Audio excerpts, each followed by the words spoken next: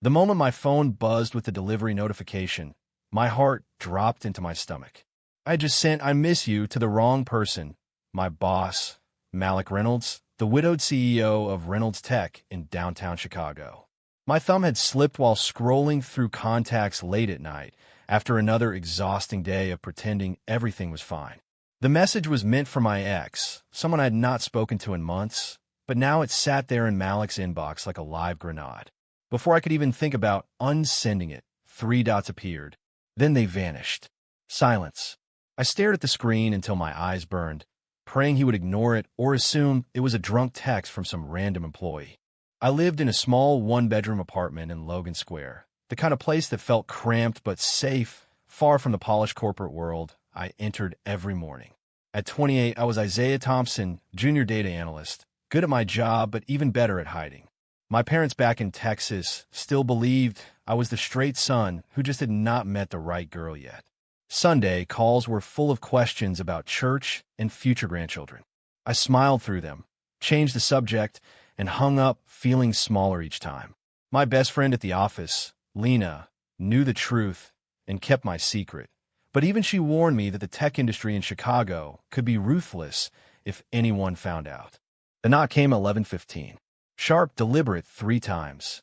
I froze on the couch, remote in hand, some mindless documentary droning on the TV. No one visited this late. Not in this building. I padded to the door in socks, heart hammering, and peered through the peephole. Malik Reynolds stood under the hallway light, coat collar turned up against the October chill, his dark eyes steady and unreadable. He was 42, broad-shouldered, the kind of man whose presence filled boardrooms without raising his voice. His wife had died 5 years earlier in a car accident. The whole company still whispered about how he had thrown himself into work afterward, raising their teenage daughter alone. He looked every bit the composed CEO, except for the faint line of tension at his jaw. I opened the door before I could talk myself out of it. "Mr. Reynolds," I managed, voice cracking like a teenager. I'm so sorry about the text. It was a mistake.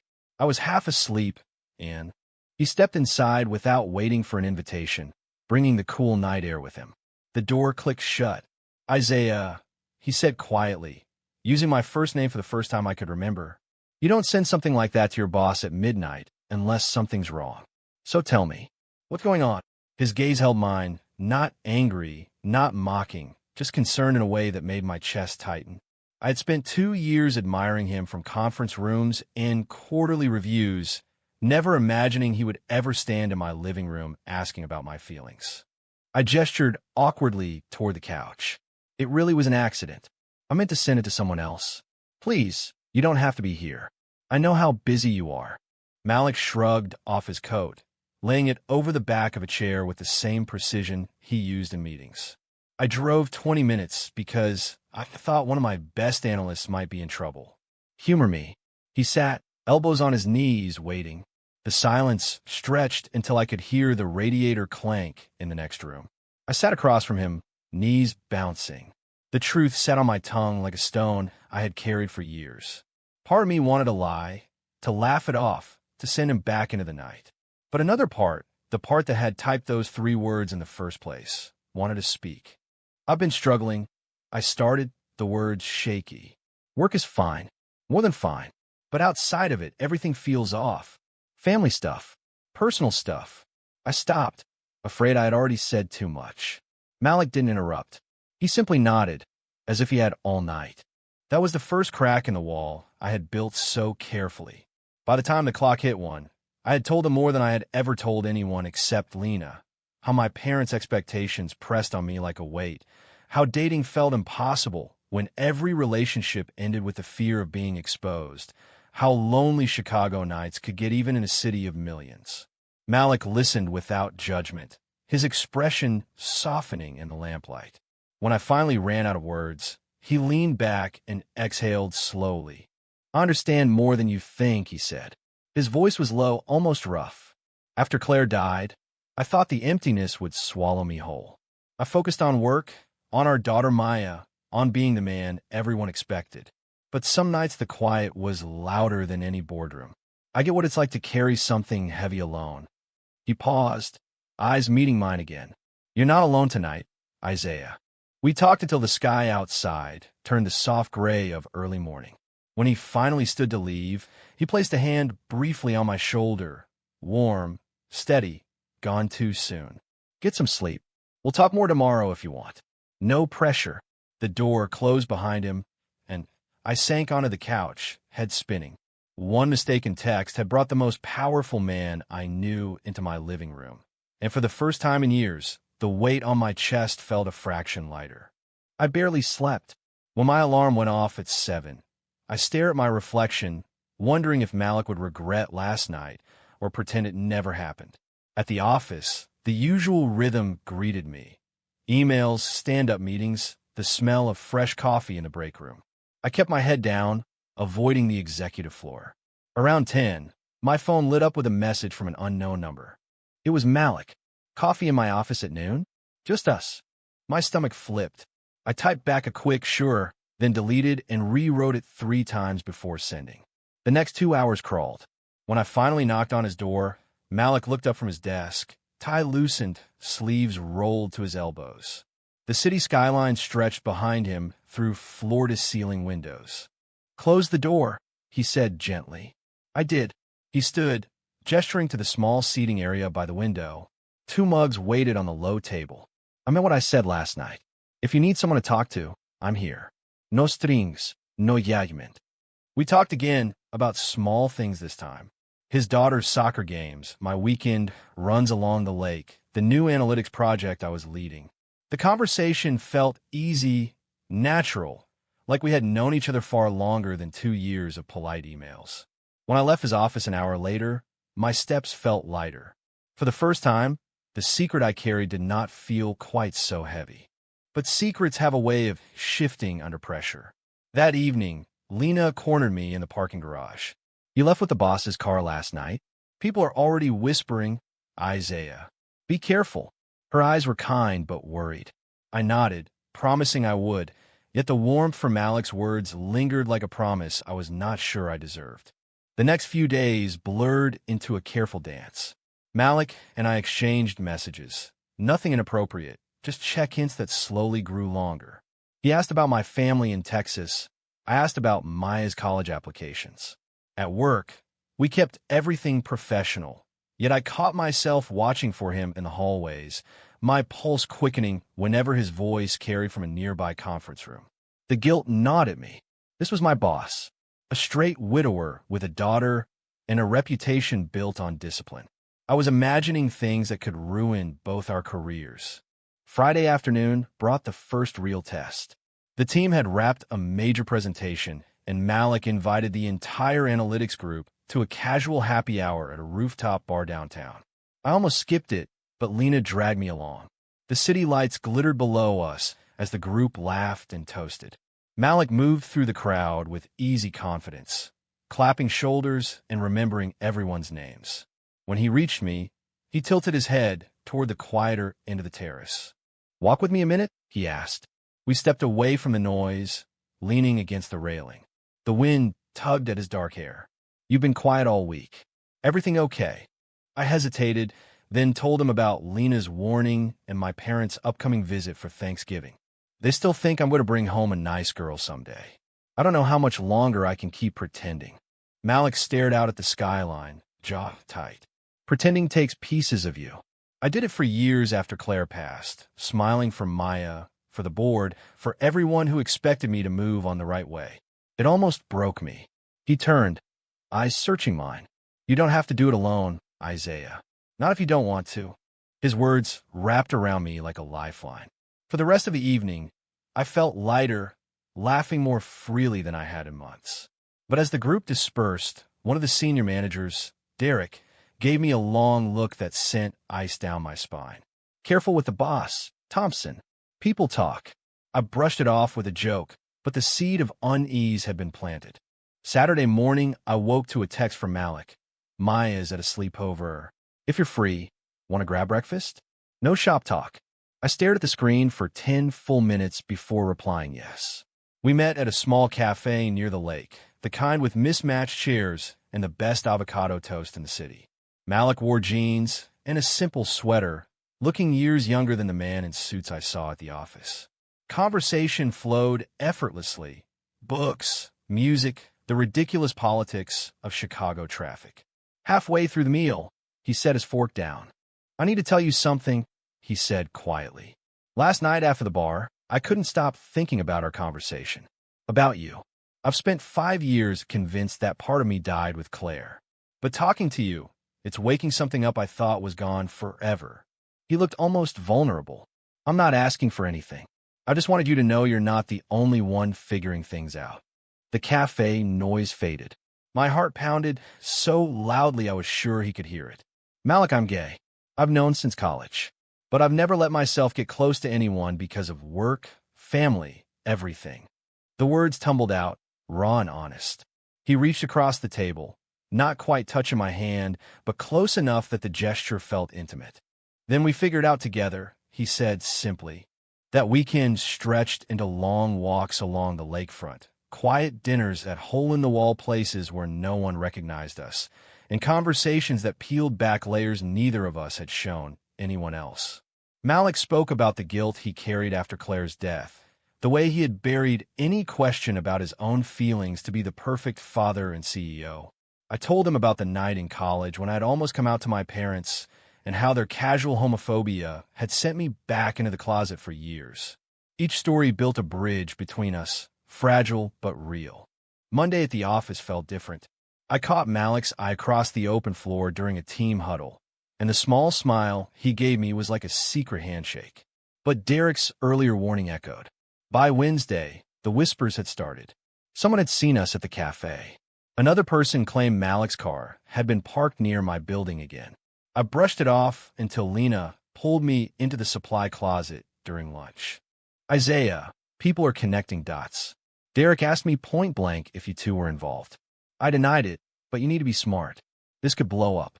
Her concern was genuine, yet I could not stop the warmth spreading through me every time Malik's name appeared on my phone. Thursday brought the first real confrontation. I was in the break room when Derek cornered me. "Look, kid, I like you, but the boss is off limits. He's straight, widowed, and the face of this company. Whatever game you're playing ends now." His voice was low, threatening. I wanted to defend myself, to tell him the truth, but the old fear clamped down. I nodded instead, mumbling something about it being nothing. That night Malik showed up at my door again, this time with takeout tie and a worried frown. "I heard Derek cornered you. I'm handling it." He set the bags down and pulled me into a hug, strong, reassuring, the first real physical contact we had allowed ourselves. I melted into it, breathing in the faint scent of his cologne. We ate on the couch, shoulders touching, and for a few hours the outside world disappeared. But as he left, Malik paused at the door. "Whatever happens, Isaiah, I'm not walking away from this. From you." His words lingered long after his car pulled away. The following week, my parents called to confirm their Thanksgiving visit. "We can't wait to meet your friends, honey," my mother said brightly. "Any special girl we should know about?" I lied smoothly, the way I always did, but the lie tasted bitter now that Malik's honesty had given me a glimpse of something better. Friday evening, Malik invited me to his house for the first time. Maya was away at a tournament, and the large Lincoln Park home felt both elegant and empty. We cooked pasta together in his kitchen, laughing when sauce splattered his shirt. Later, sitting by the fireplace, he took my hand. "I've been thinking about what this means for both of us. I'm not hiding anymore, Isaiah. Not from myself. But I know what it could cost you at work with your family. I won't push." I squeezed his hand. "I'm tired of hiding too." The kiss that followed was gentle, tentative, full of years of unspoken longing on both sides. When we pulled apart, Malik rested his forehead against mine. "We take this slow, one day at a time." But slow was a luxury we were about to lose. Monday morning, the rumor mill exploded. An anonymous email circulated through the executive team claiming Malik and I were involved in an inappropriate relationship. Derek's name was nowhere on it, but his smug expression in the elevator told me everything. HR called me in for a meeting at 10. The woman across the table was polite but firm. "We take these allegations seriously. Can you confirm or deny any personal relationship with Mr. Reynolds. I denied it, technically true at that moment since we had not defined anything publicly. Still, the lie sat heavy. Malik faced his own meeting upstairs. By lunch, the entire floor buzzed with speculation. Lena texted me, "Stay strong. I've got you back." Malik found me in the stairwell after his meeting, pulling me into a quick, hidden embrace. "They want me to step back from direct oversight of your team." I told them to go to hell. His voice was steady, but I saw the strain around his eyes. "We don't know them our story, Isaiah, but I won't let them bully you." That afternoon, I received a call from my mother. "Sweetheart, I saw something online, some gossip site mentioning your company. Is everything okay at work?" The article had not named names yet, but the details were close enough. I reassured her it was nothing, yet the conversation left me shaken. Malik and I met at my apartment that night. He looked exhausted, tie gone, hair disheveled. Maya asked me tonight if the rumors were true. I told her I care about someone very much and that the rest is private. She hugged me and said she just wants me happy. He smiled faintly. Kids are wiser than we give them credit for. We talked for hours about next steps. Malik offered to transfer me to another department with no loss in pay or title. I refused. I earned my place here. I'm not running. Instead, we decided to keep things quiet a little longer while we figured out how to face the storm together. The next 2 weeks became a masterclass in caution. Stolen moments in his car after work, late-night texts that made me smile in the dark, quiet dinners where we spoke about everything except the whispers following us. My parents arrived for Thanksgiving, and I introduced Malik as a colleague helping with a project. My father shook his hand warmly. My mother eyed him a beat too long. The weekend passed in forced normalcy. Football on TV, my mother's pecan pie, conversations that danced around my personal life. When I left Sunday evening, I collapsed on the couch, drained. Malik arrived 30 minutes later with wine and takeout. "You survived," he said softly, pulling me close. We both did. That night we fell asleep on the couch, his arm around me, the first time we had spent the entire night together. It felt like home. But peace was short-lived. The Monday after Thanksgiving, the board called an emergency meeting. Derek had apparently gathered evidence, photos of Malik's car outside my building, timestamps of our messages somehow obtained. Malik walked into the meeting ready to fight. I waited in my cubicle, stomach in knots. 2 hours later he emerged, face pale, but jaw set. "They want me to take a leave of absence while they investigate." I told them I'd resign before I let them treat us like criminals. I followed him to his office, closing the door behind us. "Malik, you can't quit. This is your company." "It's just a building," he said, cupping my face. "You're what matters." The conviction in his voice cracked something open inside me. For the first time, I truly believed we could face whatever came next. That evening we drove to a quiet park overlooking the lake. The city lights reflected on the water as Malik took both my hands. "Isaiah, I've spent years being the man everyone needed me to be. With you, I finally feel like the man I am. I love you. I'm not afraid to say it anymore." Tears stung my eyes. "I love you too." The words felt like freedom. We stood there under the cold November sky, two men who had found each other through a single mistaken text, and for a moment the world felt possible. But the board's investigation continued. Colleagues I had considered friends began avoiding me in the halls. My parents called again after someone from church sent them the gossip article. "Isaiah, is there something you need to tell us?" my father asked, voice tight. I promised I would explain everything soon, then hung up shaking. Malik's daughter Maya came home from college for winter break and asked to meet me. We had coffee at a neutral cafe. She was 17, sharp-eyed and direct. "Dad's happier than I've seen him in years. If you're the reason, then I'm on your side. Just don't hurt him." Her acceptance felt like a gift. Yet the pressure mounted. A major investor threatened to pull funding if the scandal was not resolved. Malik refused to deny our relationship. "Let them pull it," he told the board. "I built this company on integrity. I won't compromise it now." Christmas approached with a strange mix of joy and dread. We decorated my small tree together, Malik laughing when the star refused to stay upright. On Christmas Eve, he gave me a simple silver bracelet engraved with coordinates, the exact spot by the lake where he had first told me he loved me.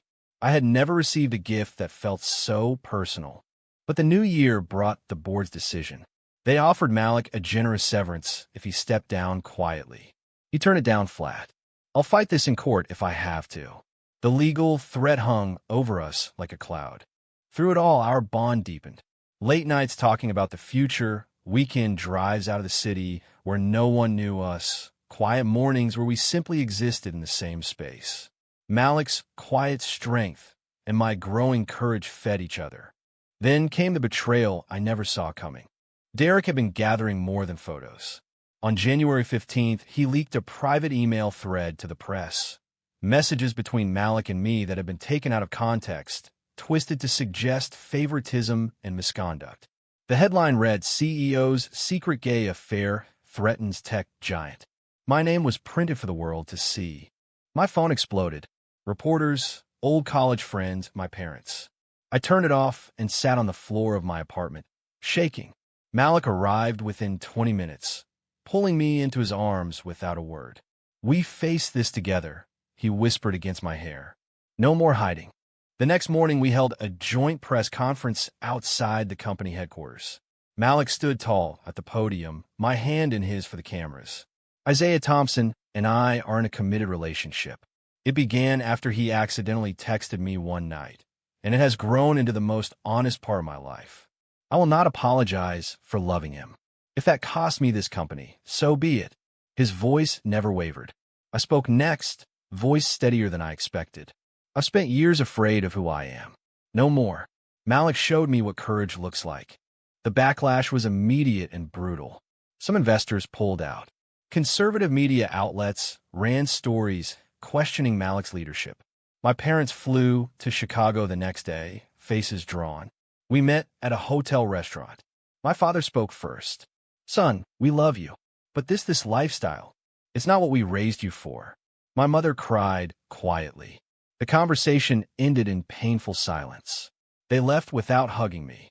Malik's daughter stood by us, posting a simple Instagram story, proud of my dad for living his truth. Her support meant everything. At work, Lena organized a small group of allies who refused to turn their backs. But HR officially placed both of us on administrative leave pending the investigation. The apartment felt like a bunker. We cooked meals together, watched old movies, and talked about what life might look like outside the company Malik had built from nothing. One night in February, Malik received a call from his lawyer. The board had voted to remove him as CEO effective immediately. He hung up, stared at the phone for a long moment, then turned to me. "It's done. I'm free." Surprisingly, he smiled. "We can build something new, together." The following weeks became a whirlwind of transition. Malik started consulting for smaller startups, mentoring young founders who reminded him of his younger self. I resigned from Reynolds Tech and took a position at a nonprofit focused on LGBTQ youth, using my analytics skills to track program impact. The pay was lower, but the purpose felt right. My parents called again in March. This time my mother's voice was softer. "We've been talking to our pastor. Reading. We don't understand everything, but we miss you. Can we try again?" The conversation was tentative, full of awkward pauses, but it was a beginning. Malik encouraged me to fly home for a weekend. The visit was not perfect. My father still struggled with the words, but they met Malik over dinner and, to my shock, shook his hand without hostility. Small steps. Maya graduated high school in May. We attended together, sitting in the front row as she crossed the stage. That night, at the celebration dinner, she raised her glass. "To Dad and Isaiah, for showing me what real love looks like." The toast brought tears to my eyes. Summer brought new challenges. A conservative group targeted our nonprofit with protests, claiming we were pushing an agenda. Malik stood beside me at every rally, holding signs and speaking to reporters. His presence, steady, unafraid, gave me strength I never knew I possessed. In July, we took our first real vacation together, driving up the coast of Michigan. Long days on empty beaches, nights in small inns where we talked about the future. One evening on a bluff overlooking Lake Michigan, Malik dropped to one knee. "Isaiah, you came into my life through a single mistaken text, and turned everything upside down in the best possible way. Will you marry me? The ring was simple platinum. I said yes before he finished the question. We laughed and cried under the stars. Two men who had fought through misunderstanding, betrayal, and fear to reach this moment. Back in Chicago, we began planning a small ceremony for fall. Lena agreed to be my best person. Maya would walk Malik down the aisle. Life felt full in ways I had never imagined possible. But one final test waited. In August, Derek resurfaced. He had started his own competing firm and reached out with an offer. Drop the remaining lawsuit against the old board, and he would stop feeding stories to the press. Malik read the email aloud, then deleted it. I'm not bargaining with my integrity anymore. The decision cost us. Another investor pulled funding from Malik's new consulting venture. Bills stacked up. For the first time since the scandal broke, we argued. Tired, scared, voices raised in the kitchen at midnight. I accused him of being too stubborn. He accused me of wanting the easy path. The fight ended with both of us exhausted on the couch, apologizing through kisses. We're stronger together, Malik whispered, even when it's hard. The next morning we sat down and made a plan. I took on extra freelance work. Malik reached out to old contacts who believed in second chances. Slowly, clients returned. The nonprofit promoted me to lead analyst, giving us breathing room. My parents surprised us in September by offering to host a small rehearsal dinner at their Texas home. The weekend was healing. My father asked Malik about his late wife, genuinely listening. My mother hugged me tightly before we left. We're proud of the man you've become, she said. The words mended something deep inside me. October brought our wedding. We chose a simple venue overlooking the lake where everything had started. 30 guests, close friends, Maya, Lena, a few supportive colleagues. No media, no spectacle, just love. Malik looked breathtaking in a navy suit, eyes shining as I walked toward him. The vows we wrote ourselves spoke of mistaken texts, midnight conversations, and the courage to choose each other every day. When the officiant pronounced us married, the applause felt like victory. The honeymoon was 2 weeks in a rented cabin in Colorado.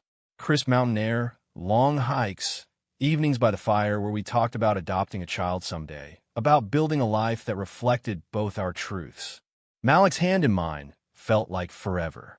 Returning to Chicago in November, we faced one last shadow. The old board offered Malik a settlement to drop all claims. Enough money to launch his own foundation supporting LGBTQ entrepreneurs. After consulting Maya and me, he accepted. It's not about the money, he said. It's about closing the chapter and starting fresh. We used part of the funds to create the Reynolds-Thompson Initiative, mentoring young professionals navigating identity and career the way we had. The first cohort launched in January with 12 participants. Watching them grow reminded me daily why every struggle had been worth it. Spring arrived with new beginnings. We bought a house in Evanston with a backyard for future family barbecues. Maya moved into the city for college and became a regular at our Sunday dinners. My parents visited often, bringing homemade casseroles and slowly learning the language of acceptance. One evening in April, sitting on our new porch swing as the sun set over the lake, Malik turned to me. Remember the night I showed up at your door because of one text? I laughed softly. Best mistake I ever made. You pull me closer. Best decision I ever made was answering it. Life was not perfect. There were still awkward family conversations, occasional online trolls, days when old fears resurfaced. But we faced them side by side, two men who had learned that love, real love, demanded honesty, courage, and the willingness to grow. By the following summer, the Reynolds-Thompson Initiative had expanded to 3 cities. Malik and I traveled together, speaking at conferences about authentic leadership and the power of vulnerability.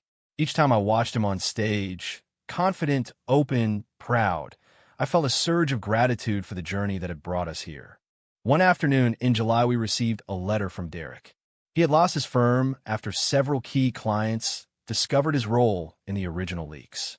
The note was short and surprisingly humble. I was wrong. I hope you both find happiness. Malik read it aloud, then set it aside. Forgiveness isn't forgetting, he said, but holding on to hate costs too much. We chose to move forward without replying. That same month, my parents hosted a belated reception in Texas. The backyard filled with relatives who had once whispered behind my back. This time they raised glasses to Isaiah and Malik without hesitation.